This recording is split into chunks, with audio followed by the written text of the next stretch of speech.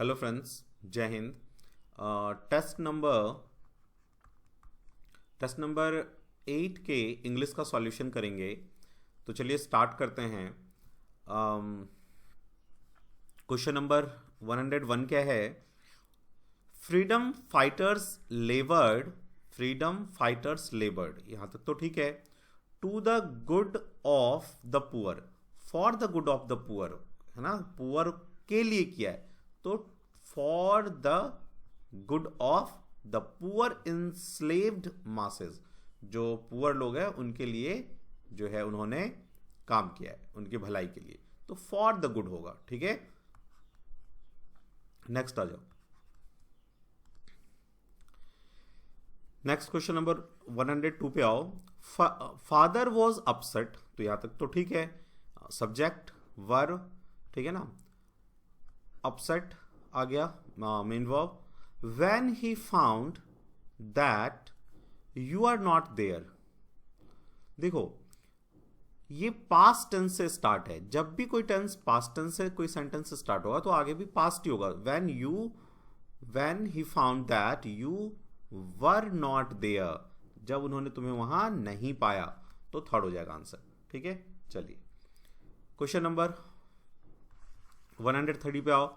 To ensure a dash reply, please include all pertinent, मतलब important details in your email. सारे details email में send करो, ठीक है ना। इन योर ईमेल कह रहा है कि जो भी आपको डिटेल इंफॉर्मेशन चाहिए उसके लिए आप ये सारे ईमेल्स सेंड कीजिए, ठीक है ना। देखो, तो ये कहना चाह रहा है कि यदि आप चाहते हैं कि जल्दी से आपको रिप्लाई मिले तो आप ये सारा पर्टिनेंट डिटेल्स सेंड करो। तो इसका जल्दी का मीनिंग होता है प्रॉम्प्ट, ठीक है ना। एफिशिएंट का मीनिंग होता है जब कोई काम बहुत ही ढंग से हो रहा हो, एफिशिएंट। जैसे ये जनरेटर एफिशिएंट है आपको प्रॉपर वोल्टेज देने के लिए, एफिशिएंसी उसके लिए होता है, ठीक है ना। स्ट्रेंज मतलब होता है जो अजीबो गरीब चीजें हो उसे हम स्ट्रेंज कहते हैं, ठीक है। 104 पे आओ। The survey provide the company with a wide dash of feedback. देखो, एक कंपनी ने सर्वे करवाया है, तो सर्वे से उसको कंपनी को क्या पता चलेगा कि भाई उसका प्रोडक्ट, जो फीडबैक है ऑफ इट्स प्रोडक्ट, कि उसका प्रोडक्ट के बारे में फीडबैक मिलेगा कि उसका प्रोडक्ट कैसा है, मार्केट में कैसा कर रहा है। तो वो ऑप्शन थोड़ी ना देगा भाई, आपसे यदि कोई फीडबैक लेने आएगा तो ये थोड़ी ना दोगे आप ऑप्शन, आप बताओगे उसके बारे में कि हाँ ये।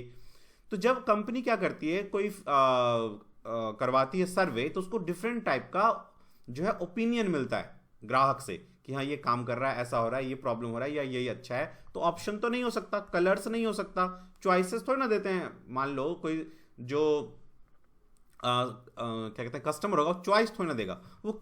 कंपनी वाले को क्या मिलेगा? डिफरेंट टाइप का, विभिन्न टाइप का फीडबैक मिलेगा, विभिन्न ओपिनियन मिलेगा। तो उसको कहते हैं हम स्पेक्ट्रम ऑफ फीडबैक, मतलब डिफरेंट टाइप का उसको फीडबैक मिलेगा कि उसका प्रोडक्ट मार्केट में कैसा कर रहा है, ठीक है। तो थोड़ा सोच सोच के करेंगे तो इजी है, ठीक है ना। नेक्स्ट आइए, ऑल्टरनेटिव मतलब सिनोनिम करना है। रैवेज, देखो रैवेज का मतलब होता है किसी चीज को तोड़ देना, बर्बाद कर देना, ठीक है ना, डैमेज करना। सरेंडर का मतलब तो सरेंडर करना होता है, समझते हैं हम लोग। कंस्ट्रक्ट मतलब बनाना, लिबरेट मतलब छोड़ना, स्वतंत्र करना, लिबरेट कर देना। नाउ 106 पे आओ। रैवीस मीन्स होता है आनंद, जब आपको काफी ज्यादा अच्छा लग रहा हो, आनंद आ रहा हो, खुशी हो रही हो, हैप्पीनेस, ठीक है ना। तो इंथ्रॉल इसका मीनिंग होता है हैप्पीनेस का। रिपल्स मतलब होता है किसी चीज से रिपल्सिव फील करना, मतलब उससे अलग फील करना, ठीक है ना। डिप्रेस हम लोग समझते हैं डिप्रेस फील करना। ऑफेंड मतलब होता है किसी से जो है हम ऑफेंड फील करते हैं, मतलब किसी से हम नाराज हो जाते हैं जब, तो उसे कहते हैं ऑफेंड फील करना, नाराज। या आपने इससे वर्ड पढ़ा होगा ऑफेंसिव, जब SIV लग जाता है तो ऑफेंसिव क्राइम की ऑफेंसिव क्राइम है, मतलब वो क्राइम जिसमें आपको सजा मिल सकती है, ठीक है ना। तो ऑफेंसिव मतलब होता है एक, इसका यदि करेक्ट सिनोनिम देखोगे तो एनोनोइंग जिसे कहते हैं,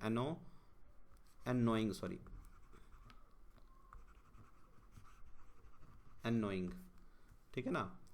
नेक्स्ट आ जाओ रिबेट, इसमें हमें क्या करना है, अपोजिट करना है। तो रिबेट का मीन्स होता है छूट देना, डिस्काउंट देना। अपोजिट करना है तो क्या होगा, बढ़ाना, इंक्रीज करना। डिडक्शन मीन्स तो छूट होता है, बोनस मीन्स एक्स्ट्रा पैसा देना, रिमिशन मतलब भी होता है कि छूट देना, तो इंक्रीज करना होगा उल्टा। रिब्यूक का मीन्स होता है स्कॉल्ड, डांटना किसी को, ठीक है ना। एडमोनिशन नहीं, सॉरी, स्कॉल्ड तो सिनोनिम हो जाएगा, हमें तो एंटोनिम चाहिए ना। एडमोनिशन, स्कॉल्ड, इन सबका मीनिंग होता है डांटना। सेंसर मतलब होता है किसी की निंदा करना। देखो दो तरह का सेंसर होता है, एक वर्ड, एक होता है ये सेंसर निंदा करना, एक होता है CENSORE सेंसर।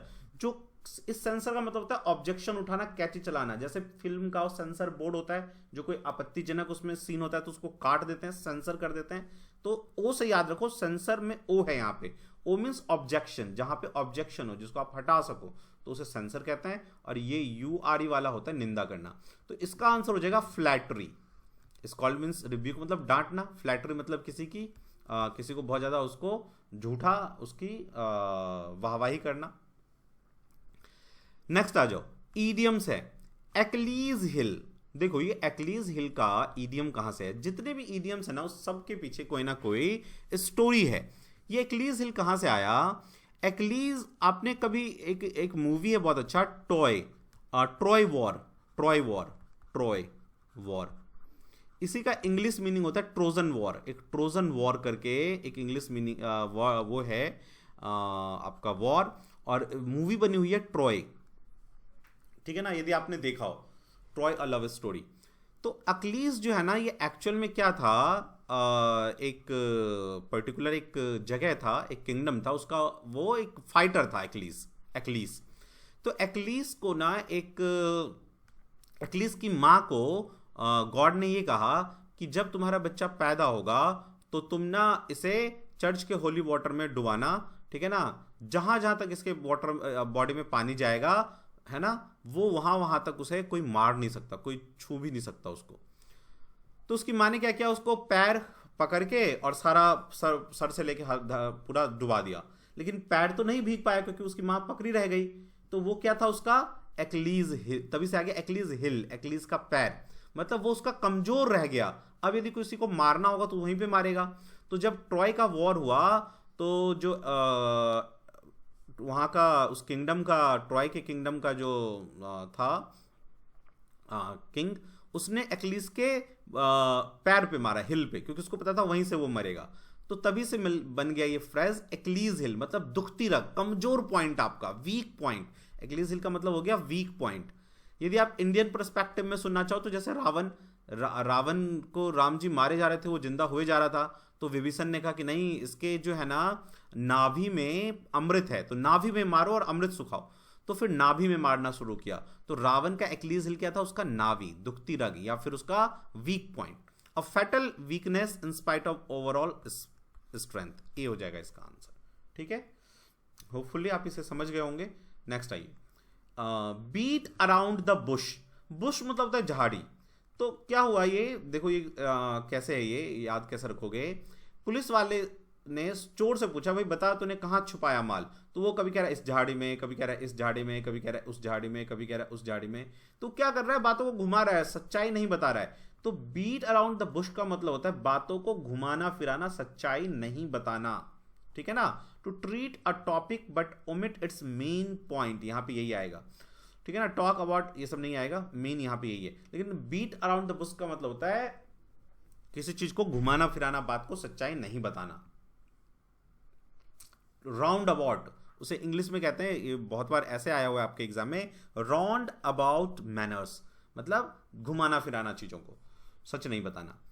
111 पे आओ, ये क्या है, अच्छा इंप्रूवमेंट है, सेंटेंस इंप्रूवमेंट, ग्रामर बेस। सुनिए, as long as we are in his historical city, in this historical city, let us spend our time doing sightseeing, ठीक है।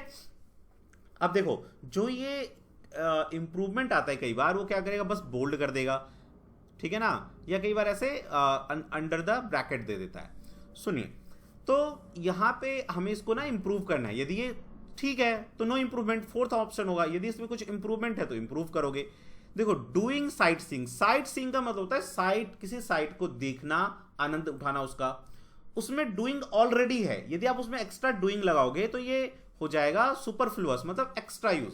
जैसे फॉर एग्जांपल रिटर्न, हम कभी कहते हैं ना, लिखते भी हैं रिटर्न बैक, तो ये क्या है, बैक मतलब पीछे आना, रिटर्न मतलब भी पीछे आना, तो ये सुपरफ्लुअस है। या तो रिटर्न हटा दो या बैक हटा दो, एक को किसी को हटाओ, दोनों के एक साथ यूज नहीं कर सकते, ठीक है ना। तो साइट सीइंग आएगा, ठीक है ना। As long as we are in this historical city, let us spend our time sightseeing। जैसे मैं एक और एग्जांपल देता हूं आपको। फॉर एग्जांपल मैंने कहा we are unable, या there is no time, ऐसे बोलो, there is no time to go sightseeing of Agra. Time नहीं है कि हम जाके साइट सीइंग करें, आगरा को देखें, ठीक है ना। तो साइट सीइंग के साथ कोई इससे पहले कोई ऐसा वर्ब नहीं आता जो उसके होने को बताए। जैसे यहां पे डूइंग सुपरफ्लुअस हो गया। 112 पे आओ। He proposed me at the temple, उसने मुझे कहा कि आप मुझे टेम्पल में मिलो। तो प्रपोज और मीट, दो वर्ब एक साथ आ जाएगा, तो दो वर्ब एक साथ कभी नहीं आता, ये मेन वर्ब है। तो जो दूसरा वर्ब होता है उसको हम क्या, ये जो दूसरा वर्ब है इसको हम क्या करते हैं भाई, वर्ब के बाद देखो सेंटेंस का स्ट्रक्चर क्या होता है, subject verb object.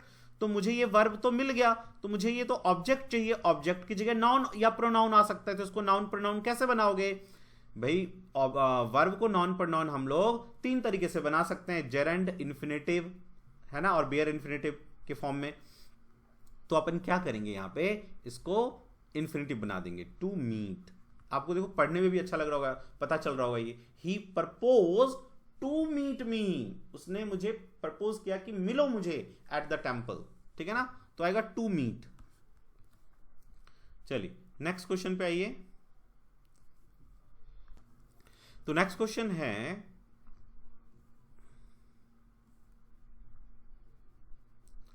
113।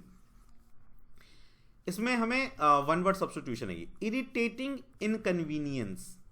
Irritating inconvenience, देखो इसका मीनिंग है किसी को बहुत ज़्यादा इरिटेट करना, इनकन्वीनियंस, जिसमें उसे इनकन्वीनियंस फील हो, ठीक है ना।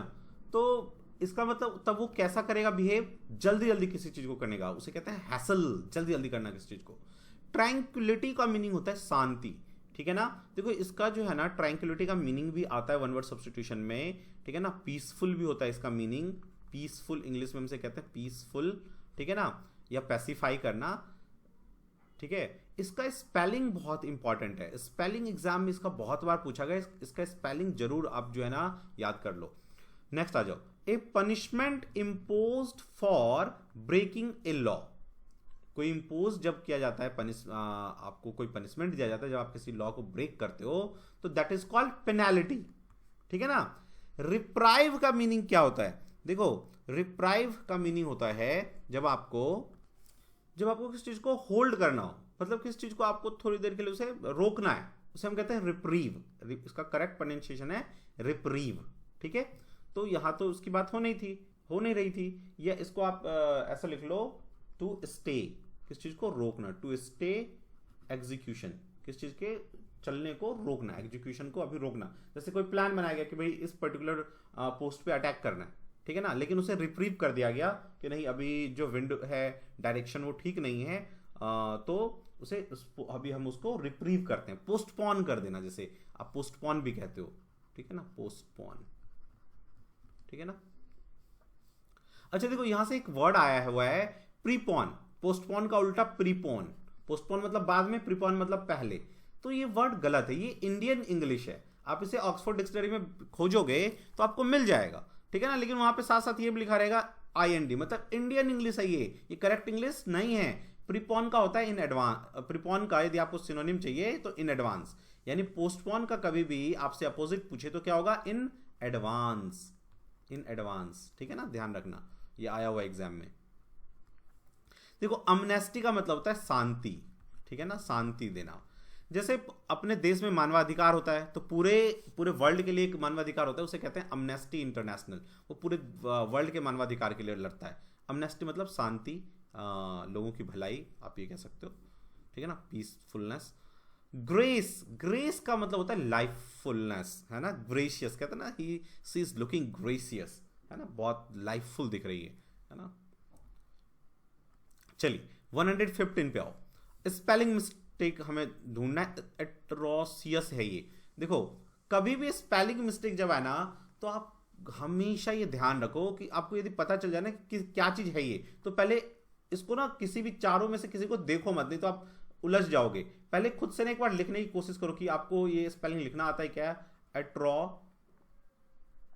एट्रोसियस है ये। एट्रोसियस का मतलब होता है जब हम किसी को सताते हैं, यानी अनकाइंडनेस, है ना, क्रुएलिटी, ठीक है। तो ATROCIOUS एट्रोसियस होता है, CIOUS एट्रोसियस। अब हम देखेंगे कि भैया कहां पे है ये नहीं है, ये तो ऐसे ही गलत है, AS है। एट्रीसियस होगा नहीं, एट्रोसियस, एट्रेसियस है ये, देखो ये एट्रेसियस है, गलत। प्रोनाउंसिएशन भी आपने सही किया ना तो पकड़ लोगे। एट्रोसियस होता है मतलब अनकाइंड, जो निर्दयी होता है उसे हम कहते हैं एट्रोसियस। नाउ अच्छा, ये PQR जो है ना XYZ के फॉर्म में है, इसको हमें अरेंज करना है, ठीक है ना। तो स्टार्ट करते हैं। देखो फर्स्ट है now I just have to keep my, लिखा है अब मैं रखूंगा, keep my what, keep my what, तो place, keep my place, keep my hair edge, hair is in front of me, hair as in front of me, तो पहले Z आएगा। Z किस में है, ZXY, एक ही से पता चल गया। देखो now I just have to keep my hair as in front of me, नहीं गलत हो जाएगा ये, सॉरी ये गलत हो जाएगा। Now I just have to keep my place, keep my what, place जगह, हेयर इज, यहां पे एक्चुअली हेयर नहीं है, साथ में एज लगा हुआ है, हेयर इसका मतलब होता है बहुत ही तीक्ष्ण, तो प्लेस आएगा, sorry. Now I just have to keep my place and not let that scrawny, scrawny मतलब होता है बहुत ही पतला व्यक्ति, स्किनी, पतला, scrawny guy with gelled hair edge, हाँ gelled hair as in front of me, तीक्ष्ण, जो तीक्ष्ण तरीके से किसी को देखता है, ठीक है ना, तो XYZ आएगा, सॉरी XYZ इसका करेक्ट आंसर है। चलिए नेक्स्ट आइए,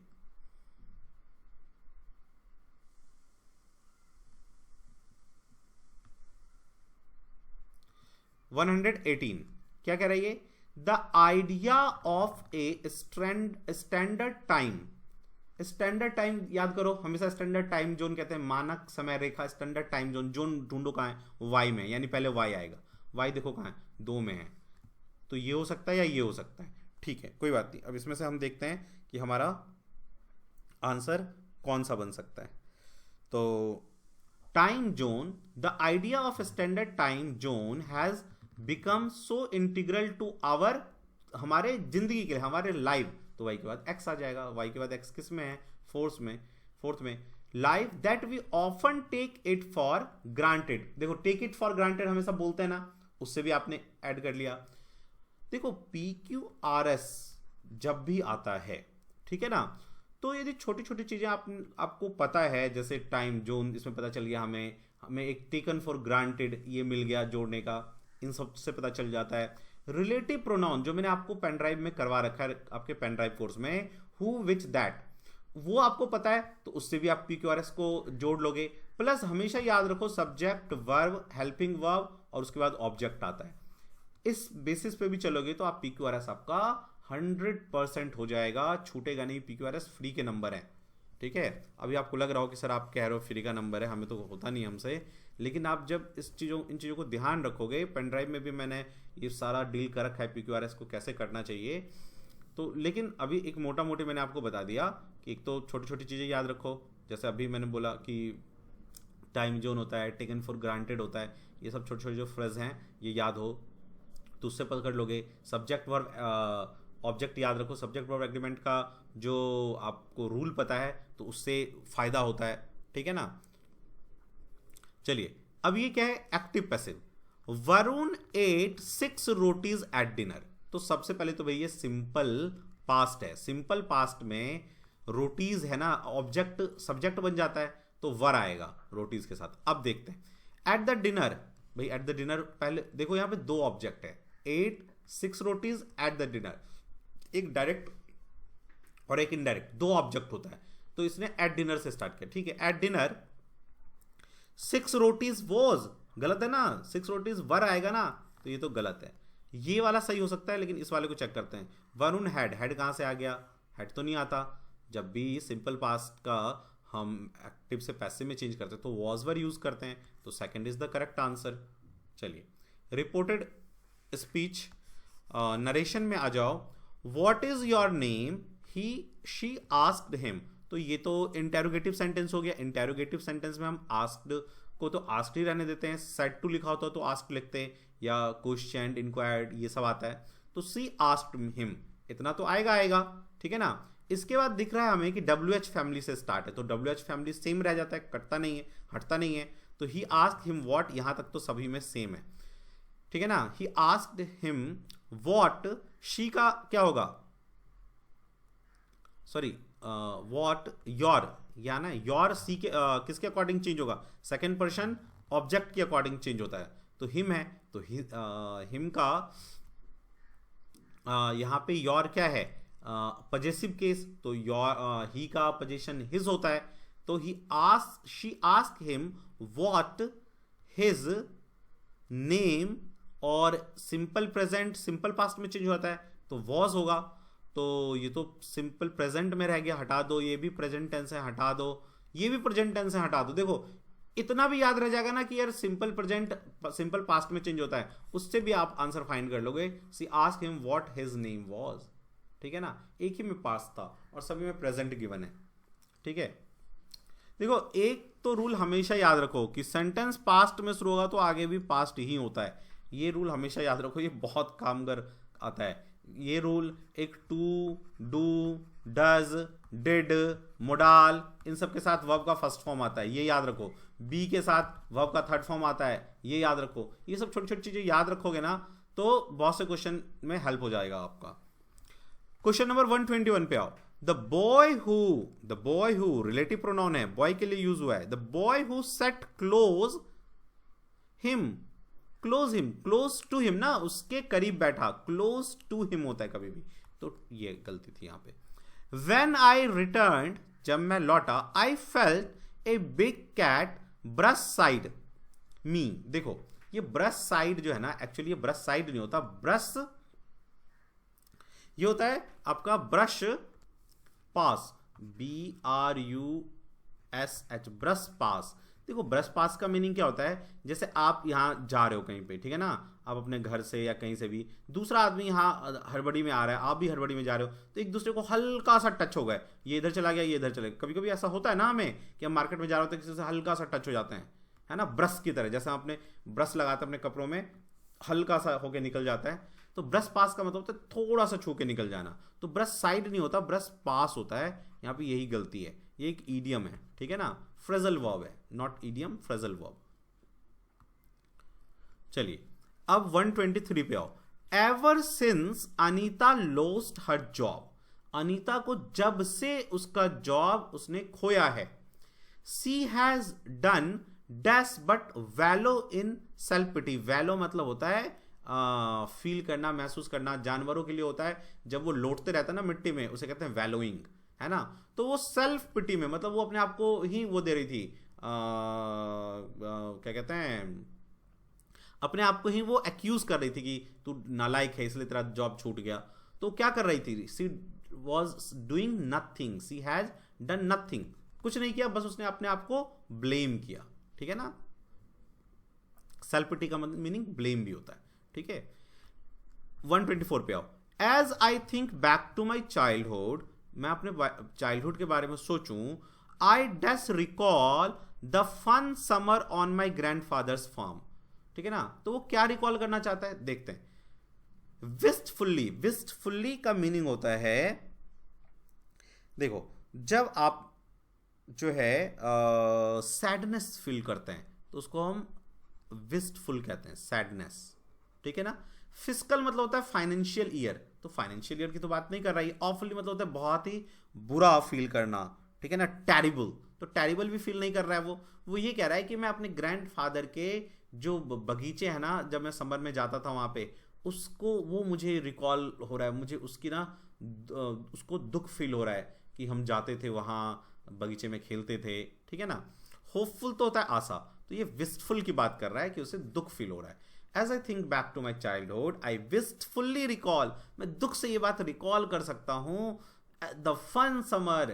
भाई आप भी जब बचपन में अपने बगीचे में जाते थे, स्कूल की छुट्टियों में याद करो, आम के बगीचे में, गाछी में, है ना। तो अब आपको याद आता ना यार क्या मजा आता था, तो आप कैसा फील करते हो, सैडनेस, क्या टाइम था वो। सो विस्टफुल, समझ गए उस फीलिंग को, उस सैडनेस को विस्टफुल कहते हैं। तो विस्टफुली आएगा, है ना, क्योंकि विस्टफुली रिकॉल, एडवर्ब आना चाहिए यहाँ पे, रिकॉल के लिए आएगा, रिकॉल वर्ब है तो एडवर्ब विस्टफुली यूज होगा, ठीक है। चलिए 126 पे आते हैं। देखो इसमें इसने हमसे पूछा है ऑल्टरनेट मीनिंग इन सिनोनिम पूछा है। तो पिलेज, पिलेज का मीनिंग होता है आपका जब किसी को लूट लिया जाए, लूट लेना किसी को, उसे कहते हैं पिलेज। बिखवित मीन्स होता है वसीहत, वसीहत, ठीक है ना, जब हम वसीयत किसी के नाम कहते हैं। कंसाइनमेंट, जब कोई सामान बेचते हैं तो उसे कंसाइनमेंट कहते हैं। इंट्रस्ट मतलब होता है किसी पे भरोसा करना या रिस्पॉन्सिबिलिटी देना, रिस्पॉन्सिबिलिटी देना, ठीक है ना। डिसिक्रेट का मीनिंग भी होता है किसी को जो है किसी की बात को निकाल लेना या किसी को लूट लेना। तो फोर्थ इज द आंसर, ठीक है। चलिए क्लस्टर का मीनिंग होता है गुच्छा। इंडिविजुअल मीन्स अकेला, असेंबलेज मतलब गुच्छा, तो यही हो जाएगा। स्पेसिफिक मतलब भी होता है कोई सिंगल, एक। सोलिटरी का मतलब होता है जब आप अकेला पल फील करते हो। सपोज करो आप कश्मीर की वादियों में घूम रहे हो अकेले, ठीक है ना, और आपको कॉलेज डेज याद आ रहा है, आपके फ्रेंड्स याद आ रहे हैं आपको, तो that is called solitary feel करना। लोनलीनेस, लोनलीनेस जब ना बहुत ज्यादा लेवल तक बढ़ जाता है, that is called solitary feel करना। वैसे solitary we will feel for our like for our ex, ठीक है ना, तो देयर वी यूज सॉलिटरी। किसी प्यारे के खो जाने पे अपन सॉलिटरी फील करते हैं, राइट। सो 120 पे आओ। Rampant, so what we will need to do here, opposite, opposite word हमें ढूंढना है, ठीक है ना। रैम्पैट, देखो रैम्पैट जो होता है वो होता है आपका क्या कहते हैं उसे, जैसे नदी है, ठीक है ना, नदी के चारों तरफ बांध बनाया होता है ना, बांध ताकि पानी इधर उधर ना जाए, है ना, पानी ऐसे बहता रहता है, ऊंचा हम बांध बना देते हैं चारों तरफ कि पानी ना जाए। दिस इज कॉल्ड रैम्पैट, या इसको इम्बैंकमेंट भी कहते हैं, इम्बैंकमेंट, ठीक है ना। तो रैम्पैट और इम्बैंकमेंट तो सेम हो गया, सिनोनिम हो गया। उल्टा क्या हो जाएगा इसका, गड्ढा, डिच। फोर्ट का मतलब किला होता है, बैरिकेड तो आप समझते हो, बैरिकेड अवरोध पैदा करना, राइट। चलिए मूव करते हैं नेक्स्ट क्वेश्चन पे, क्या है 129। so this is again PQRS. The resulting brain change is, अब देखो the resulting brain change, ये यहां से यहां तक सब्जेक्ट है, ये हेल्पिंग वर्ब है इज, तो अब क्या आएगा, मेन वर्ब आएगा कि नहीं बताओ। अब यहां पे तो मेन वर्ब ही आएगा। तो अब हमें ढूंढना है कि भाई हमारे क्वेश्चन में मेन वर्ब क्या है, ठीक है। एक क्वेश्चन छूट गया पीछे, रुको मैंने ज्यादा ऊपर कर दिया इसको। 128 देन इट्स 129, नहीं छूटा, सॉरी। तो the resulting brain change is, ठीक है। तो मेन वर्ब, हमें ये हेल्पिंग वर्ब तो है, अब यहां पे मुझे मेन वर्ब चाहिए। तो मेन वर्ब कहां है, देखो रिगार्डेड, यानी जेड आएगा इसके बाद। तो जेड देखो कितना है, एक ही जगह जेड है, लगा दो, खुश हो जाओ। चलो आगे आओ, क्या पूछता है, who taught you to ride, आपको किसने राइडिंग सिखाई। पैसिव वॉइस बनाना है, जब भी हु आता है और आपको इसको पैसिव वॉइस बनाना होता है तो इसको हम चेंज कर देते हैं बाय हुम में, ठीक है। तो बाय हुम कर देंगे, बाय हुम।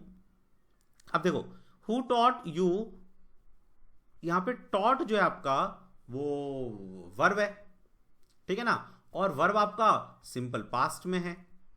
तो सिंपल पास्ट में क्या लगता है, वॉज और वर लगता है। तो बाय हुम इज तो आने से रहा, ठीक है।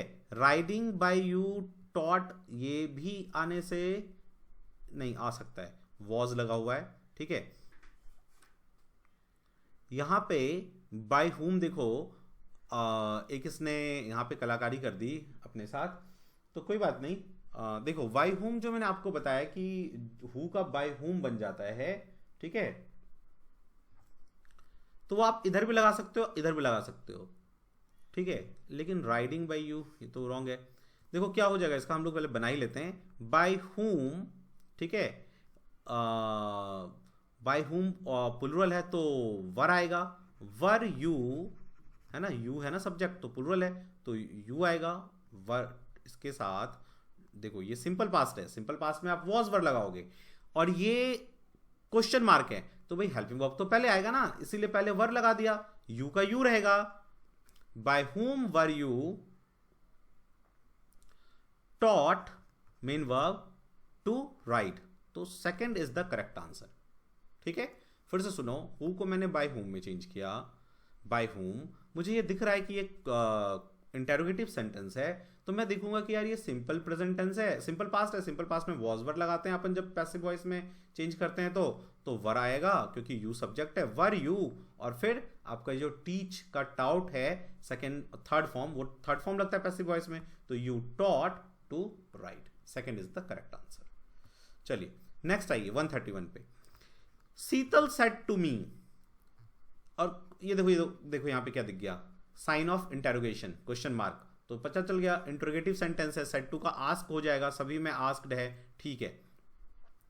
उसके बाद ये HOW हाउ है ना, तो ये क्या है, ये WH फैमिली है, तो WH फैमिली में ही छोड़ देते हैं इंटेरोगेटिव सेंटेंस का जब नरेशन बनाते हैं तो, ठीक है। तो हाउ का हाउ ही आएगा, तीनों चारों में हाउ है, ठीक है भाई। यू मी के अकॉर्डिंग चेंज होगा, पहले सब्जेक्ट लेंगे तो आई आएगा। मी शीतल आस्क मी हाउ आई, ठीक है, हैव का हैड में चेंज हो जाएगा, तो हैड इसके अंदर है, इसके अंदर हैव है, इसके अंदर भी हैव है, हटाओ, ठीक है। How I had solved, this का दैट में चेंज हो जाएगा, तो दैट प्रॉब्लम, और इसमें दिस ही रह गया तो ये भी गलत हो गया, तो first is the right answer.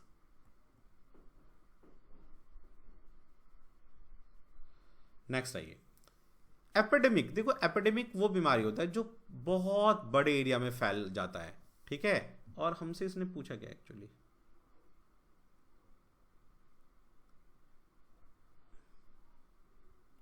One 132 ये एक्चुअली एंटोनिम था, एंटोनिम, ठीक है ना, ये एंटोनिम था, तो एपिडेमिक का एंटोनिम हो जाएगा लिमिटेड एरिया। कंटेजियस मतलब होता है जो बीमारी फैलता है, संक्रमण जिसे कहते हैं आप हम लोग। इंडेमिक का मीनिंग भी यही होता है जो फैल सकता है, इन्फेक्शियस मीन्स फैलना, ठीक है ना। कंटेजियस संक्रमक वो होता है, देखो इन्फेक्शियस कंटेजियस दोनों ही फैलने का है, बीमारी फैलना, लेकिन कंटेजियस में जब हम किसी के कांटेक्ट में आके हमें बीमारी होता है, और इन्फेक्शियस जो हवा पानी इन सब से होता है, ठीक है। नेक्स्ट आओ, ये क्वेश्चन है ईडियम का 133, to have at one's finger tip. कोई चीज आपकी फिंगर टिप पे, इसका मतलब क्या, आपको याद है पूरी तरह से। To be very fast in keyboard, नहीं, कीबोर्ड की कोई बात नहीं है। परसुएशन की कोई बात नहीं है। Recall of factual information at one's command, yes. To not have a clue, जब आपको कोई क्लू नहीं होता, इसका क्या मीनिंग है, इसका मतलब ये है कि आप उस चीज के बारे में जो है मिस कर रहे हैं कोई इंपॉर्टेंट पॉइंट, वो आपको कुछ ऐसी चीजें जो याद नहीं आ रहा है ना।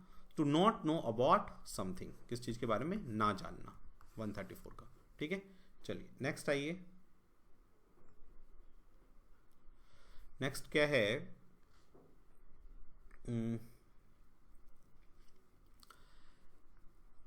अच्छा इंप्रूवमेंट है, ओके। सिंस यहां लिखा हुआ है सेंटेंस इंप्रूवमेंट, ये देखो 135, सिंस व्हेन, जब से, हैव टू स्टार्ट, देखो सिंस व्हेन जब भी आ जाए याद रखना सिंस व्हेन, तो इसके बाद हैज लगता है हेल्पिंग वर्ब, ठीक है। हैज हेल्पिंग वर्ब लगेगा। तो सिंस व्हेन, हैज कहाँ है, देखो हैज इसमें भी है, हैज इसमें भी है, तो ये तो नहीं आएगा। हैज स्टार्टेड और हैज स्टार्टिंग में से क्या आएगा, ठीक है। तो जब भी सिंस व्हेन आएगा तो आप लिखोगे व्हेन, हैज, फिर subject plus verb third form. तो अपन लिखेंगे यहाँ पे इसको हटा के has, since when has been यहाँ पे ऑलरेडी लगा हुआ है थर्ड फॉर्म, तो स्टार्ट का हमें नॉन फॉर्म चाहिए, यानी स्टार्टिंग हो जाएगा, ठीक है। Since when has starting a business been so easy, ठीक है। देखो दो सेंटेंस में कभी भी दो वर्ब नहीं आता है। यदि एक मेन वर्ब पहले से वर्ब थर्ड फॉर्म है तो हम क्या करेंगे, जो नेक्स्ट वर्ब है या कोई दूसरा वर्ब आ रहा है उसको हमें या तो जेरेंड फॉर्म में या इन्फिनेटिव फॉर्म में नाउन बना के यूज करना होता है ना, संज्ञा बना के। 136 पे आओ। The film being made now, जो फिल्म, अच्छा फिल्म से है, देखो दोज फिल्म्स यानी प्लूरल आएगा। बीइंग मेड नाउ, नाउ का मतलब प्रेजेंट, तो आ जाएगा those films are being made now. Next आइए 137 पे, ये क्या है, one word substitution, okay. Protection of और अथॉरिटी ओवर समवन। देखो जब किसी के ऊपर हमारा अथॉरिटी होता है, ठीक है ना, जैसे हमारे बच्चे हैं तो उनके ऊपर हमारी अथॉरिटी है ना, तो इसको हम कहते हैं गार्जियनशिप। हिंदी में हम लोग कहते हैं गार्जियनशिप, है ना। एक्चुअल में वो होता क्या है, वो होता है गार्डियनशिप, लेकिन अपन इसका हिंदी वर्जन बोलते हैं गार्जियनशिप। तो ट्यूटलेज जो यहाँ पे है ट्यूटलेज, ये इसका मीनिंग भी होता है गार्डियनशिप। ऑटोनमस होता है जो अपने आप चले, ऑटो मतलब अपने आप चलने वाला, ठीक है। नॉन अलाइंड जो आपका अलाइन नहीं हो सकता, जो आपका फ्रेंड नहीं बन सकता। अनएडेड जिसको कोई सहायता उपलब्ध नहीं है, एक जैसे स्कूल्स होते हैं, कॉलेजेस होते हैं। एडेड कॉलेज मतलब जहां गवर्नमेंट की सुविधा उपलब्ध है। नॉन एडेड जहां गवर्नमेंट से कोई सहायता प्रदान नहीं है। 138 पे आओ।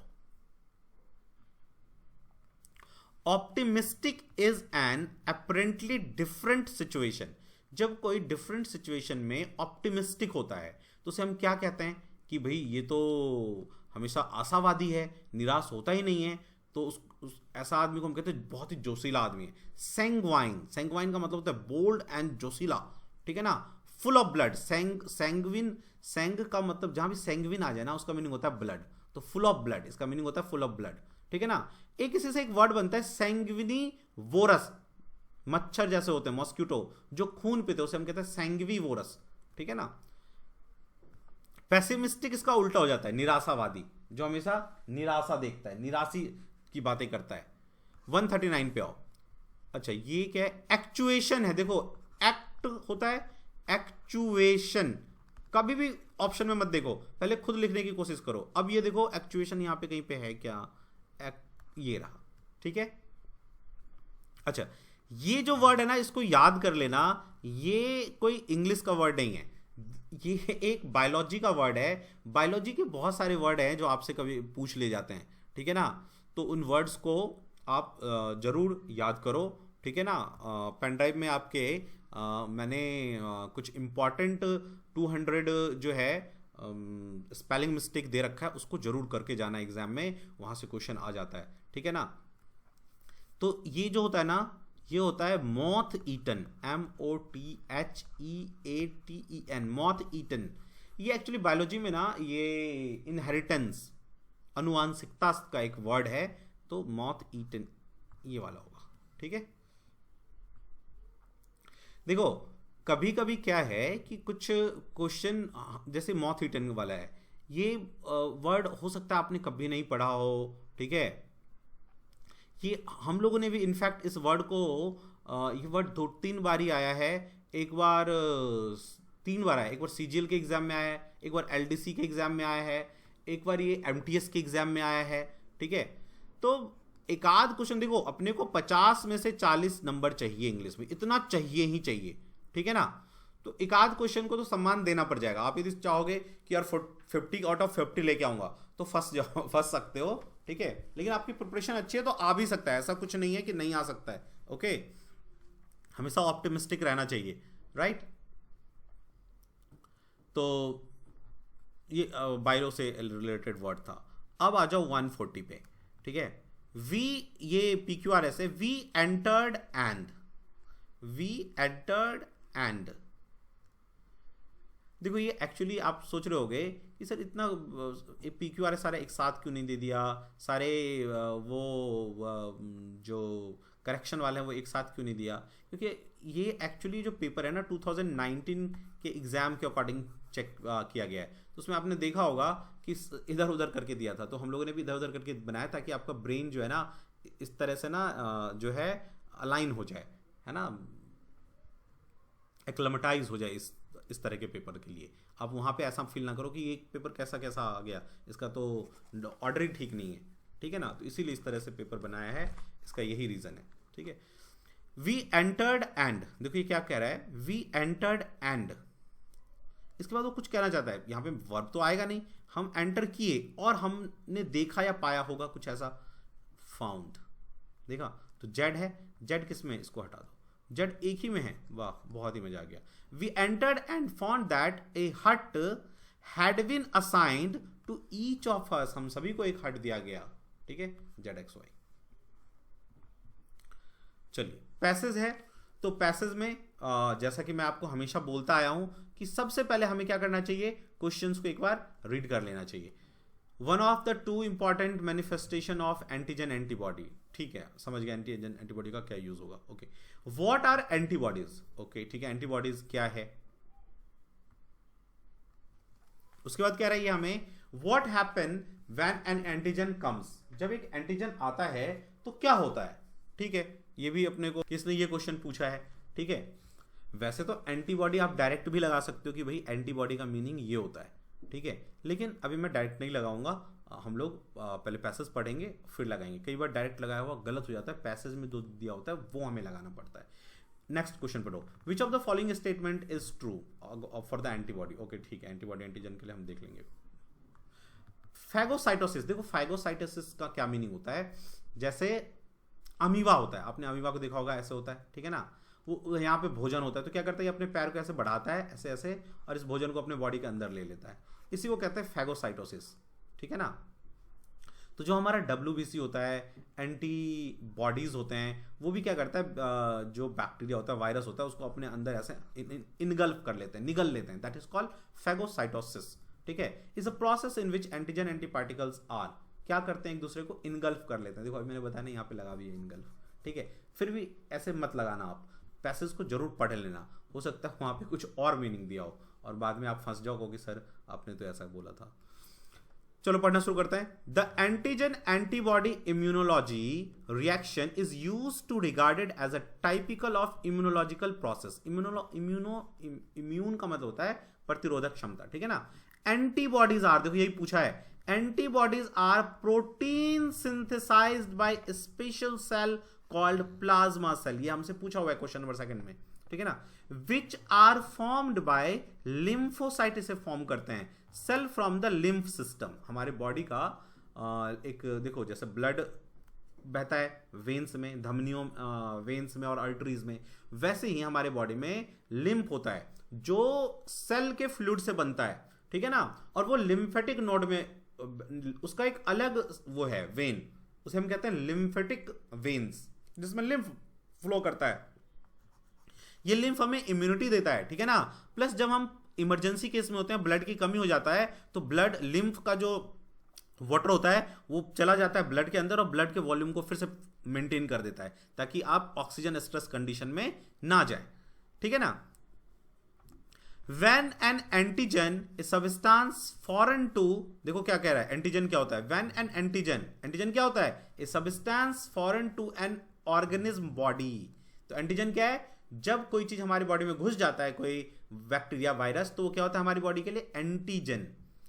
कम in contact with the lymphocyte, two important, जब लिम्फोसाइट के कॉन्टेक्ट में आता है तो क्या होता है, 2 वर्क होता है। Two important manifestation of the antigen antibody immunity are lysis, मतलब वो उसको ब्रेक करने लग जाता है। The rapid physical rupture of antigenic cell and the liberation of their content into the surrounding medium and phagocytosis, जो उसका सेल टूटता है और उससे जो चीजें बाहर आती है सेल के अंदर, उसमें देखो क्या होता है। And phagocytosis a process in which antigenic particle are engulfed by, देखो फैगोसाइटिस क्या होता है, इनगल्फ लिखा ना, अ प्रोसेस विच एंटीजन, है ना, लिखा ना इसमें, आ गया ना यहाँ बात, इनगल्फ्ड, तो सही था मेरा। By and very often digest by macrophages and polymorphs, उसको डाइजेस्ट कर लेते हैं। पॉलीमॉर्फ्स होगा कोई बायोलॉजिकल सेल्स के अंदर, ठीक है ना, वैसे ही ये डब्ल्यूबीसी के पार्ट होते हैं, ठीक है। The process of lysis is, lysis means होता है ब्रेक करना, तोड़ना, ठीक है ना। Lysis is executed by a complex and unstable blood constituent known as complement, ठीक है, which will not work unless it activated by a specific antibody। देखो ये कह रहा है, जो फैगोसाइटिस का प्रोसेस होता है ये तब तक शुरू नहीं होता जब तक कोई एंटीबॉडी उसको एक्टिवेट ना करे। The process of phagocytosis is greatly facilitated when, जो फैगोसाइटोसिस का प्रोसेस है, जो सेल इनगल्फ कर लेता है एंटीजेंस को, मतलब जो बैक्टीरिया वायरस है, when the particle to be engulfed are coated by a specific antibody discrete against them। मतलब एक पर्टिकुलर एंटीबॉडी जो है जब उसकी तरफ डायरेक्ट होता है एक पर्टिकुलर एंटीबॉडी, तभी वो करता है। मतलब हमारी बॉडी में जितने भी बैक्टीरिया वायरस जाते हैं उन सभी के लिए एक पर्टिकुलर एंटीबॉडी बनता है। देखो जो वैक्सीनेशन होता है ना, सुन लो जीके में काम आ जाएगा, जो वैक्सीनेशन होता है, ठीक है ना, एडवर्ड जेनर ने जब वैक्सीनेशन बनाया था, स्मॉल पॉक्स के लिए बनाया था सबसे पहले, तो उसने क्या सोचा था, उन्होंने क्या सोचा था कि यार हमारा बॉडी ना हर चीज याद रखता है, ठीक है ना, तो उन्होंने वहीं से वैक्सीन का जो है ना, वैक्सीनेशन का प्रोसेस ढूंढ लिया। जैसे पोलियो है, पोलियो का वायरस, तो हम क्या करते हैं, पोलियो का वैक्सीन लगा देते हैं, तो उसमें पोलियो का ना मरा हुआ या डीएक्टिवेटेड जो है ना वायरस होता है, तो हमारा बॉडी क्या करता है, उसके सामने हीरो बन जाता है, अपने आप को प्रोड्यूस करता है एंटीबॉडी, ठीक है ना। तो जब ये खतरनाक वाला पोलियो वायरस आएगा तो हमारा बॉडी क्या है, ऑलरेडी हमारे सैनिक बन चुके हैं उसके लिए, तो वो सैनिक इससे फाइट कर लेंगे, ठीक है ना। और नहीं तो क्या होगा, मान लो हमें वैक्सीनेशन नहीं किया है, हमारे पास वैसा एंटीबॉडी नहीं है, तो क्या होगा, जब ये स्टेबल ये खतरनाक वाला आएगा तो हमारा बॉडी बन जाएगा, एंटीबॉडी बनाने लगेगा। तो जब तक एंटीबॉडी बनाएगा, इसको मारेगा, तब तक ये तो रिप्लिकेट करके हमारी बॉडी को तहस नहस कर देगा, ठीक है ना। तो पहले से तैयारी करना ही एंटीबॉडी बनाना होता है, और वैक्सीनेशन का यही प्रोसेस होता है। चलिए 141 स्टार्ट करते हैं। Question, one of the two important manifestation of antigen antibody, देखो ये लास्ट वाले लाइन में था, ठीक है ना, लास्ट वाले नहीं, ये जो मैंने यहां से ऊपर की तरफ लिया था, ये यहां देखो, ये देखो मैनिफेस्टेशन, टू इंपॉर्टेंट मैनिफेस्टेशन है, ये देखो ये रहा, ठीक है ना। तो क्या टू इंपॉर्टेंट मैनिफेस्टेशन था, अभी पढ़ लेते हैं। Manifestation of antibody immunity is lysis while other is, एक तो लाइसिस था और दूसरा क्या था, फैगोसाइटोसिस, ठीक है ना। What are the antibodies? Mineral in the cell, protein, yes, protein, ठीक है ना, synthesized protein, sorry, not protein, synthesized protein, यहाँ देखो थोड़ा सा वो कर सकते हैं, जो हमारा बॉडी सिंथेसाइज करता है। चलिए मान लो सिंथेसाइज प्रोटीन नहीं होता, कुछ और होता, तो हम प्रोटीन को लगा देते। What happen when an antigen comes in contact with the lymphocyte? वो उसको क्या कर लेता है लिम्फोसाइट, जब कोई कॉन्टैक्ट में आता है ऐसा, तो हमारा लिम्फोसाइट क्या करेगा, प्लाज्मा सेल को फॉर्म करेगा और उसको फैगोसाइटोसिस प्रोसेस चलाएगा, ठीक है ना, प्लाज्मा सेल। ये थर्ड लास्ट के थर्ड लाइन में था, ठीक है ना। 144 पे आओ। Which of the following important statement is true in context of ऐसे, ठीक है। Antigen antibody is a physiological process, नहीं, गलत है, फिजियोलॉजिकल प्रोसेस तो नहीं है ये, ठीक है ना। Lysis is a process of forming plasma cell, नहीं, प्लाज्मा लाइसिस तो ब्रेक करता है, प्लाज्मा सेल थोड़ी ना फॉर्म करता है। Complement is a blood constituent, yes, ये हमने पढ़ा था अभी, इसमें दिया था कि कॉम्प्लीमेंट है वो ब्लड के लिए। Antigen is the part of organism body, antigen organism body का तो पार्ट होता नहीं है, वैसे भी तुम इसको गलत कर दोगे तो यदि ये नहीं भी याद है तो पता चल जाएगा यहाँ थर्ड ही आंसर है। नो, फैगोसाइटोसिस सीधा लगा दो, इनगल्फ्ड। नेक्स्ट हो, इडियम फ्रेजेस करना है अपने को। मेक वंस मार्क, ठीक है ना। तो देखो जब आप अपना एक मार्क बना लेते हैं, इसका मतलब आप सबसे डिस्टिंग्विश नजर आते हैं। अमिताभ बच्चन सबसे डिस्टिंग्विश नजर आते हैं क्योंकि ही मेक्ड हिज मार्क्स, है ना। तो डिस्टिंग्विश वन सेल्फ, अपने आप को अलग करना। Throw in the toil, throw in the toilet में किसको थ्रो कर देंगे, जो थक गया हो, डिफीट हो गया हो, है ना। Fight with vigour, acknowledge defeat, जो डिफीट फील कर ले, है ना, तो उसको क्या करते हैं, टॉयलेट दे देते हैं, भैया अपना पसीना वसीना पोंछ घर जा, ठीक है ना, ऐसे याद रखना। मेयर्स नेस्ट, मेयर्स नेस्ट क्या होता है, देखो अब मेयर के बारे में जानते हो, मेयर क्या होता है, तो मेयर्स नेस्ट होता है जब आप कोई ऐसा काम करते हैं जो बेकार है। जो मेयर नेस्ट बनाता है वर्ड, वो क्या होता है, उसके वो पानी जब होता है उसमें घुस जाता है, पानी ढंग से ये नेस्ट बना नहीं पाता, तो वर्थलेस थिंग, कोई यूज ही नहीं हो रहा उसका, जाके फिर दूसरों के घोंसले में रहते हैं, ठीक है। ए स्टॉर्म इन टी कप, टी कप में स्टॉर्म आ गया, मतलब कोई प्रॉब्लम चल रहा है ना, तो क्या होगा, बिग फस ओवर ए स्मॉल मैटर, छोटे सी चीज के लिए ज्यादा, किस चीज को, जब हम रायता फैलाना जिसे कहते हैं, है ना, मेक आउट ऑफ मोल हिल जो कहते हैं, वो भी इसी का सिनोनिम है, अ स्टॉर्म इन अ tea cup. Blue blooded, blue blood किसका माना था, ब्लू रॉयलिटी को रिप्रेजेंट करता है, तो ब्लू ब्लड जो नोबेल फैमिली से है, ऑफ नोबेल बर्थ, ठीक है। चलिए, तो हम लोगों ने ये इंग्लिश डिस्कस किया, मिलते हैं फिर नेक्स्ट डिस्कशन में, तब तक के लिए जय हिंद जय भारत।